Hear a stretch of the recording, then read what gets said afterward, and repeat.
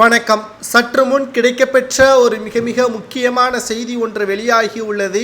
எடப்பாடி பழனிசாமி அவர்கள் மிகப்பெரிய ஒரு திருடர் என்ற தகவல் முழுமையாக தற்பொழுது சிபிஐ துறை அதிகாரிகளால் வெளியிடப்பட்டிருப்பதாகவும் 2500 கோடி கொடநாடு பங்களாவில் ஜெயலலிதா அவர்கள் பயன்படுத்தி வந்த தங்க ஆபரண நகைகள், பழமையான நகைகள், மிகவும் வைர கற்கள் அனைத்தையும் முதல்வராக இருந்த பொழுது எடப்பாடி பழனிசாமி அவர்கள் திருடிவிட்டதாக கேரளாவில் இருந்து கைது செய்யப்பட்ட கூலிப்படைகள் வாக்குமூலம் கொடுத்திருக்கிறார்கள்.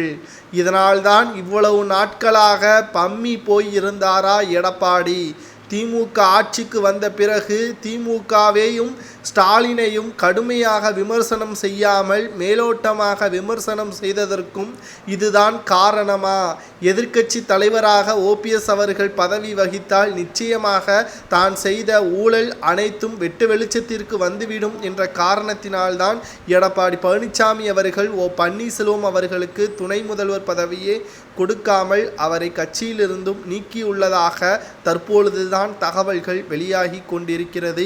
ஏற்கனவே பன்னீர்செல்வம் அவர்கள் தெரிவித்திருந்தார், அதிமுகவில் நடந்த அனைத்து விதமான நடவடிக்கைகளை பற்றி நான் கூறினால் கட்சிக்குத்தான் அவமானம், நான் அமைதியாக இருந்தும் தவறு செய்துவிட்டேன் என்று ஓபிஎஸ் அவர்கள் அன்றே கூறியிருந்தார். மறைந்த முதல்வர் ஜெயலலிதா அவர்கள் வாழ்ந்த வீடான கொடநாடு பங்களா அதிமுகவின் தொண்டர்களுக்கு கோவிலாக பார்க்கப்படக்கூடிய நிலையில் தற்பொழுது மிகப்பெரிய ஒரு சிக்கலில் எடப்பாடி பழனிசாமி அவர்கள் மாட்டிவிட்டார்.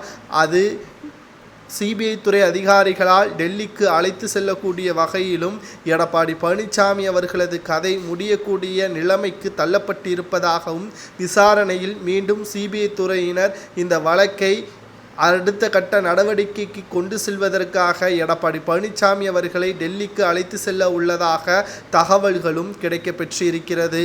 இதனால் சுமார் 2000 கோடிக்கு மேலாக தங்க நகைகள் இவர் திருடிவிட்டதாக அதிகாரப்பூர்வமாக வழக்கு பதிவு செய்யும் பொழுது நிச்சயமாக இவர் எதிர்க்கட்சி தலைவராகவும் அதிமுகவின் அடிப்படை பதவி உறுப்பினரிலிருந்தும் நீக்கப்படுவார் என்ற தகவல்களையும் தற்பொழுது பன்னீர்செல்வம் அவர்கள் தெரிவித்திருப்பதை பற்றி கமெண்ட் வாயிலாக கூறுங்கள்.